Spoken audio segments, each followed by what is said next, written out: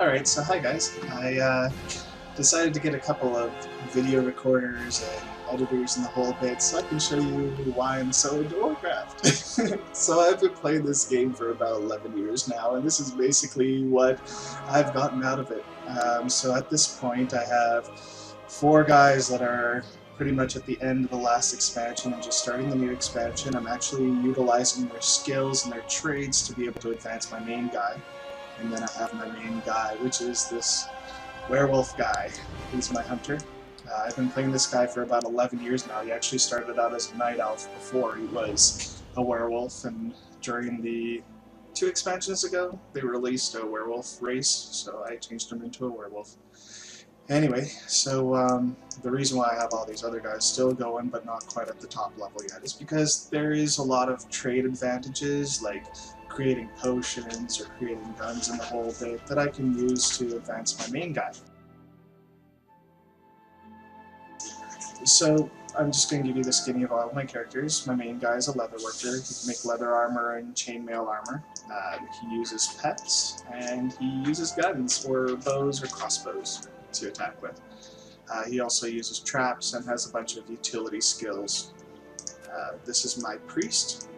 When she's healing, she's a holy priest, and when she's damaging, she becomes a shadow priest. So right now she's in her holy priest gear, but her main skill is engineering. So I actually use her to make the rifle that my main guy uses, and his scopes. And Delius is a Death Knight, which is basically a guy that's been turned by an undead Lich King, and was freed from bondage and became a good guy, part of the Alliance. They're called the Knights of the Ebon Blade. But he still utilizes unholy magic like raising the undead and pestilence spells and the whole bit. I use him as an enchanter, so he can enhance my gear by enchanting them with spells. And then of course I have my paladin. Now this is a paladin with the light. They're called paladins with the silver hand. And his main skill is jewel crafting. So he makes rings, necklaces, and gems that I can socket into the armor to increase their strength.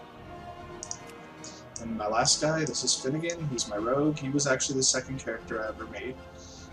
He has some really fancy gear.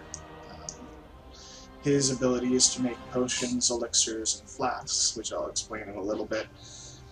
Anyway, so I'm going to go into the world now. In this new expansion, we actually have something called garrisons. So what garrisons do is we have our own base where we can choose what buildings go in that base, and the base progresses and gets more stuff over time.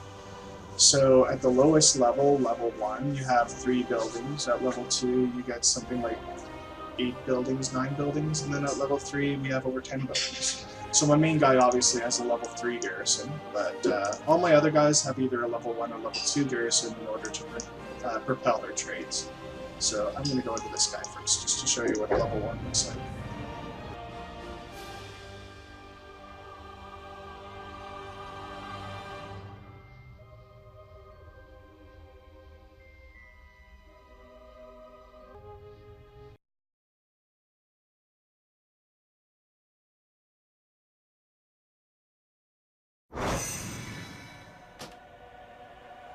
Okay, so now I'm inside my garrison. As you can see, it's just mostly made out of wood. It was just built.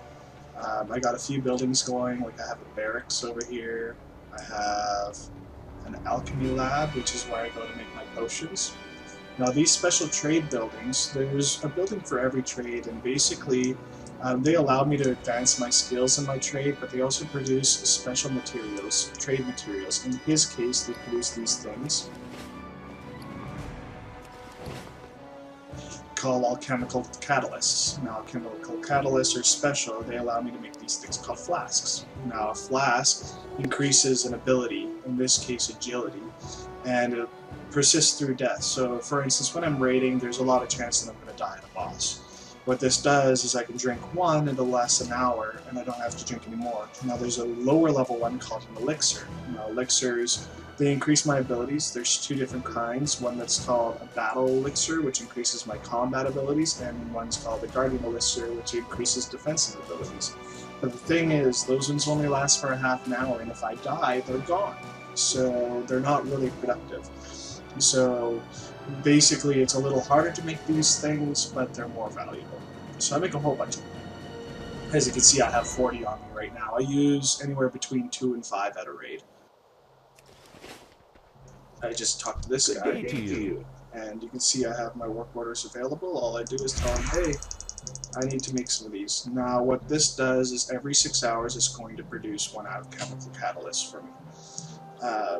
You can see I have a maximum of 7, so I can overload this guy, and 7 times 6, 42. I live 42 hours before I have to go talk to him again.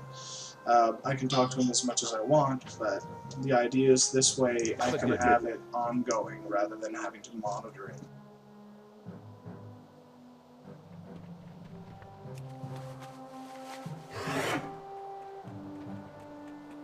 My main guy also has a herb garden, so my main guy grows herbs for this guy to make his stuff with.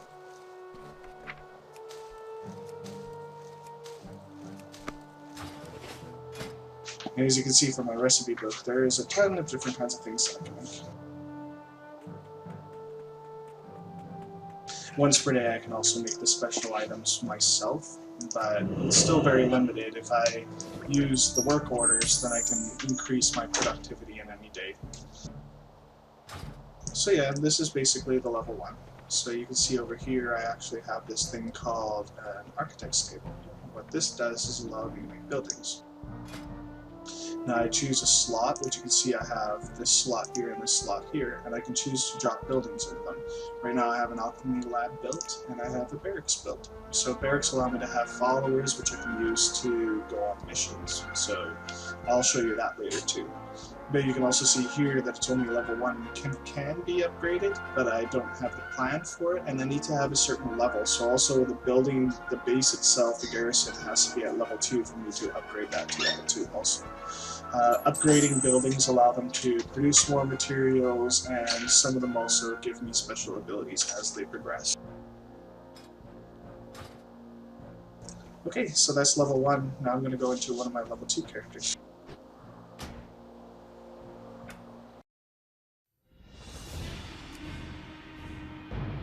Arcades here has a level 2 base.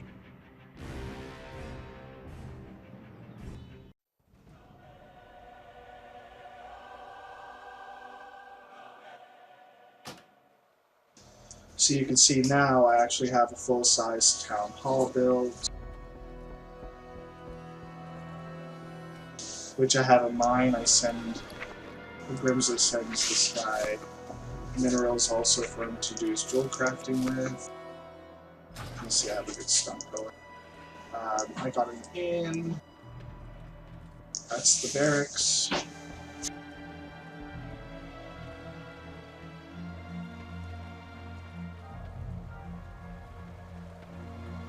Oh, check this out. You're gonna love this.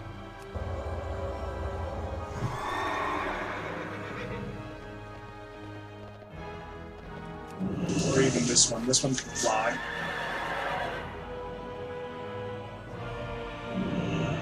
Anyway, so this guy's a jewel crafter, so as you can see, I have my jewel crafting. And every day it produces these things called talidite crystals, which I use to create softening gems, or necklaces and rings. And yet again, I have a work order person that I can just give her some materials. And now I'm backlogged for 12, so 12, 6, 72. I'm good for 3 days now. Sorry, it's every 4 hours. Yeah, every 4 hours. So 6 of them will last me a day, so I got 48 hours worth. Sorry. Well met. Now, there's another part that I didn't tell you about. These things called Secret of Draenor, and in this case, jewel crafting. I use these to buy the advanced recipes that I use to build all these fancy things. As you can see, I can buy recipes for gems, rings, necklaces. For the Alliance. And I make these 1 per day.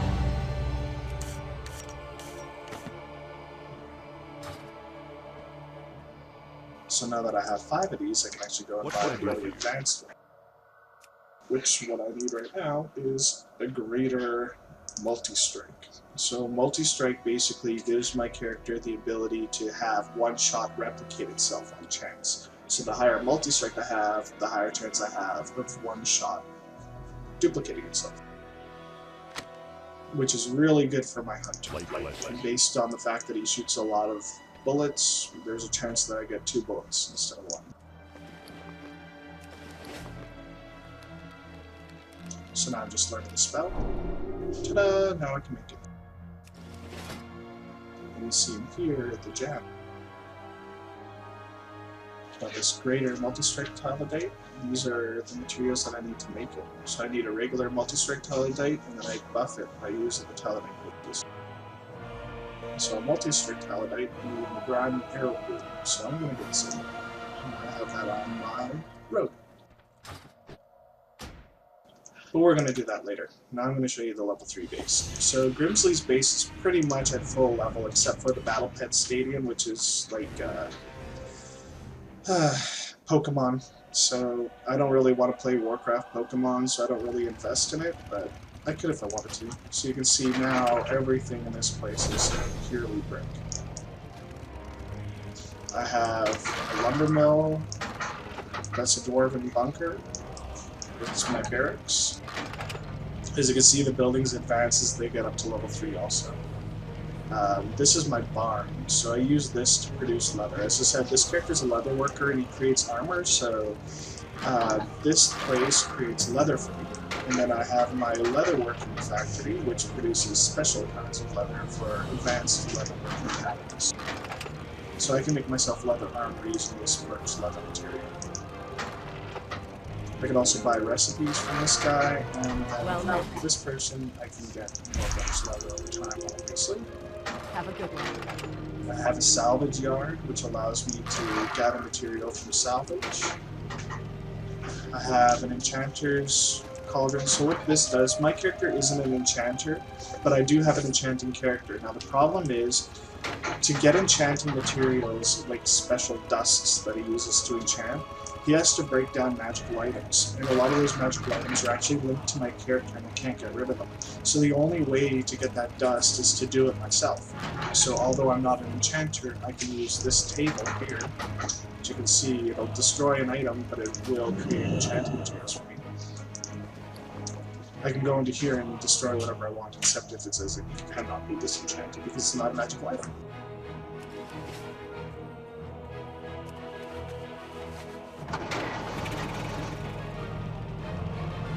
This is my herb garden, and actually I just advanced to 1 level, so now you're about to see what it's like to upgrade a building. So this was level 1, it's about to become level 2.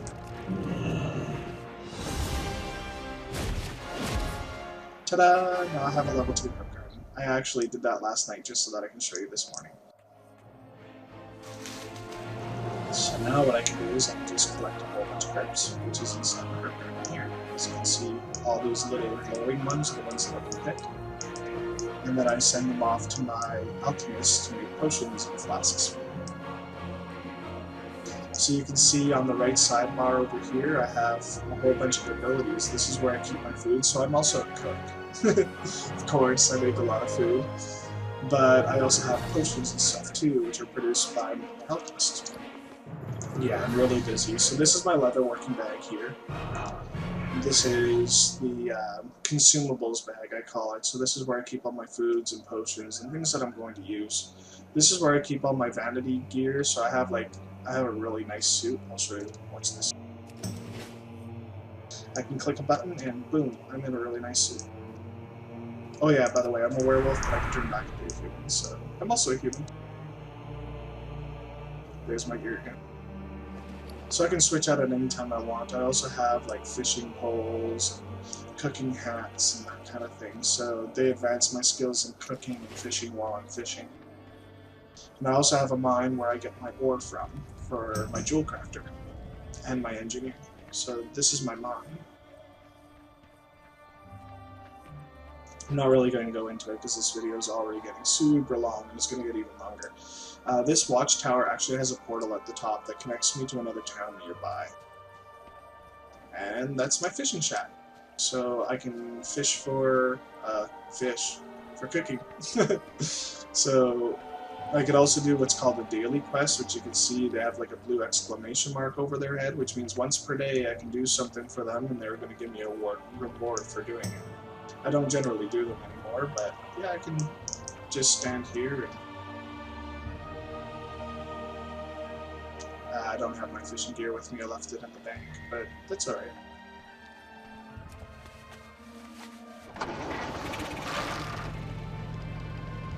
So yeah, this is what Garrisons is all about. So every day, with all 5 of my characters involved, collecting their special materials and putting in more work orders to get more, and doing all the things that I need to do to collect the materials. For instance, lumber. My lumber mill, I actually have to collect lumber from trees, and they produce these resources, which you can see right here, garrison resources. I use these to upgrade my buildings in the whole bit. Also to send my followers on missions. The barn also, I have to trap animals. So I'm a skinner. So if I go hunting, I can skin animals for leather. But it only produces so much. Now these guys, if I bring an animal caged back to them, they could produce up to 20 times as much, which you can see over here. I just collected a whole bunch of savage feasts, raw beast hide. So basically what happened here is that when I bring an animal in, a basic animal will give me 8 leather in 4 hours. So just like every other work order, every 4 hours it produces. So it'll produce 8 leather from one animal. Whereas hunting an animal, I'll only get maybe 1 or 2. So I've already gone 8-fold. The only thing is I can only do 6 of them per day. But when I'm already really busy with a whole bunch of other stuff, and well, I have over 1,000 leather as it is. I don't really need to do it that much. So relying on my work orders is more than enough, and also that way I don't really have to go around spending an hour or 2 killing animals, which is really depressing if you ask me.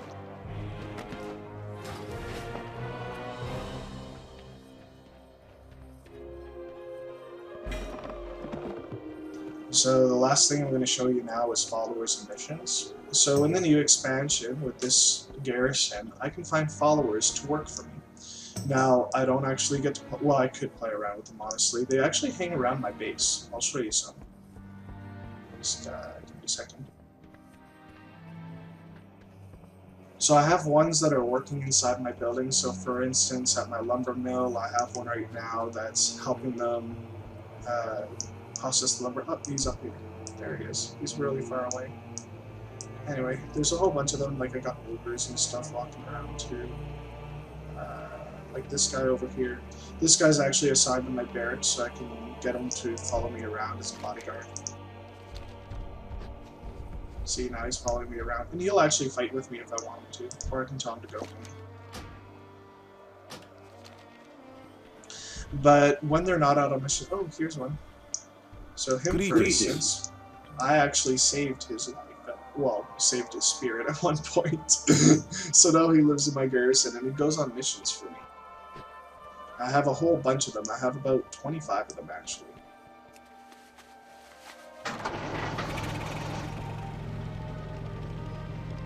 Now the trick is with these guys is I don't get to play them. They count as like non-player characters, but they do have level bars, and I can level them up and get them stronger. And then I send them out on these missions. So before I click this completed missions daily, you'll see in the background that there's a whole bunch of numbers, 100 to 99 to 98. Those are the kinds of missions and the level of the mission. So you can't really send like a level 90 character against a level 100 mission because they're not going to be successful. But in the case that they can be successful, they get a certain amount of experience that will allow them to advance, but also they will get extra bonus stuff if they're successful on the mission. So they may get experience, they may collect items, but when they collect items, they're collecting items for me. So these missions can last anywhere from 1 hour to 24 hours, and I don't have to do anything. I just kind of send them on their mission and then collect them when they're done. So the amount of time investment involved is really just sending them out on missions and then collecting it when it's done. And it's really easy, so it's easy loot. The biggest benefit about this is, even if the gear isn't good for me, which you're going to see in a couple minutes. Okay, so this person just won XP. You'll see they had a percent chance of them being victorious. She was 100% because she had all the skills necessary to defeat the quest. I sent her on another experience mission to increase her experience.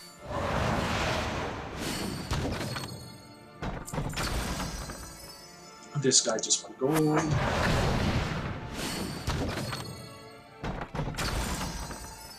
Oh, and in the background you can see over here on the bottom left that I'm actually collecting these big crates of salvage. So that's what I was talking about with my salvage yard. When they come back from the mission, they're going to get their quest reward, but they're also going to be collecting these salvage items for me too. And I can open up the salvage and they contain magic items, gold, herbs, or pretty much anything can come in those. So it's just another way of being able to collect items without actually having to play the game too often. So it's all about maximizing my productivity to the least amount of time spent with the game. So honestly, in a given day with my 5 characters, I spend about 1 hour or 2 hours playing, and then I can shut down for the day if I want to, or I can just keep on playing if I want to, but my upkeep generally is about an hour or 2. So as you can see, I just got this 630 necklace. So I have a way better necklace, but I can disenchant that for dust that I can then send to my enchanter to make enchantments for my gear. So I send them out on, even though I'm not going to be using this stuff, I can send them out on these missions just to collect the stuff and create dust for my enchanter. Ooh, this one I might actually use.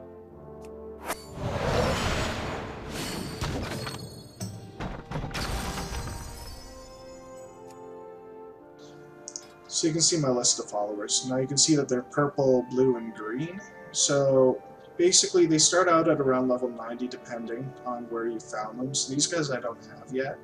They go all the way up to level 100. And then you level them up to 100. Now green means they only get 1 ability and 1 trait. Blue means they'll get an additional trait. And then purple, they get 2 abilities and 3 traits. So what this means is that when I send them out on these missions, like say I sent them out on this mission, the bad guys have special abilities.